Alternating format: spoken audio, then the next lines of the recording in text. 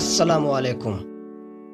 Global warming کیا ہے اور اس کے مضمرات کیا ہیں اور اس سے انسانی زندگی پر کیا اثرات مرتب ہوں گے، یہ سب کچھ میں آپ لوگوں کو آج کی اس ویڈیو میں بتانے والا ہوں۔ لیکن دوستو، اگر آپ نے ابھی تک میرے چینل کو سبسکرائب نہیں کیا ہے تو ابھی اسے سبسکرائب کریں اور ساتھ میں بیل آئیکن کا بٹن بھی دبائیں۔ زمین تمام حیاتیاتی پرجاتیوں کی رہائش پذیر درجہ حرارت پر رہتی ہے۔ ماحول کی اس خصوصیت کو گرین ہاؤس اثر کہتے ہیں۔ صنعتی اور تکنیکی ترقیات کی وجہ سے جیواشم ایندھن کی ضرورت سے زیادہ کھپت، آبادی میں شدید اضافہ، معیار زندگی اور انسانی سرگرمیاں گرین ہاؤس گیسوں کی ضرورت سے زیادہ تشکیل اور جمع ٹروپوسفیر کے قریب حصہ میں درجہ حرارت میں اضافے کا سبب بنتی ہیں۔ یہ صورتحال زندگی کو خطرے میں ڈالنے والے بہت سارے مسائل کی بنیاد رکھتی ہیں۔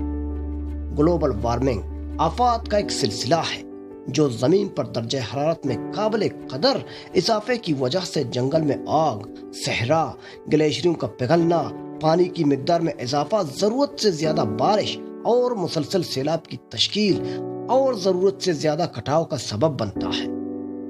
گلوبل وارمنگ کی وجہ سے ہونے والے قدرتی آفات آب و ہوا کے نظام میں تبدیلی کا سبب بنتی ہیں۔ گلوبل وارمنگ کی تاریخ میں برفانی اور بین الاضلاع ادوار میں ماحولیاتی اور آب و ہوا کی اہم تبدیلیاں رونما ہوئی ہیں، اور کچھ حیاتیاتی نسخے غائب ہو چکے ہیں اور کچھ واقع ہو چکے ہیں۔ یہ مظاہر مکمل طور پر نظام فطرت کے چکر اور حالات سے پوری طرح متاثر ہیں۔ میسولیتھک کے اواخر میں طے شدہ ترتیب میں منتقلی کے بعد آب و ہوا اسی وقت تک برقرار ہے، تاہم اس میں تقریباً 30 سال پہلے تیزی سے تبدیل ہونا شروع ہوا۔ پیلیوکولوجیکل سائنس کے ساتھ حاصل کردہ اعداد و شمار سے ثابت ہوتا ہے کہ آب و ہوا کا نظام مستقل سطح پر نہیں ہے، یہ کوئی فطری عمل نہیں ہے اور پوری طرح سے انسانی سرگرمیوں پر منحصر ہوتا ہے۔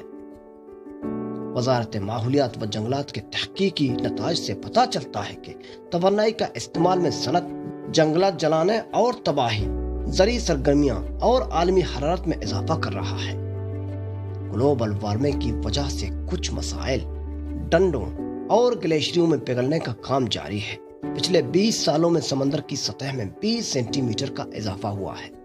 الٹرا وائلٹ شعاؤں کی مضر اثرات اوزون پرت کے ذریعے ختم ہو جاتے ہیں، تاہم CFC جیسی گیسیں اوزون کی کمی کا سبب بنتی ہیں۔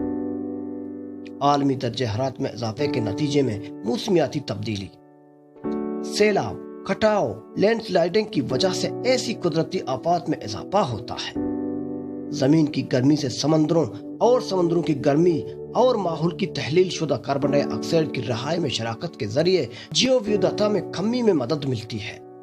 اس سے آبی ذخائر میں ریزرو اور صلاحیت میں کمی واقع ہوگی اور بڑھتی ہوئی ضرورت پوری نہ ہونے کے نتیجے میں ماحولیاتی آلودگی میں اضافہ ہوگا۔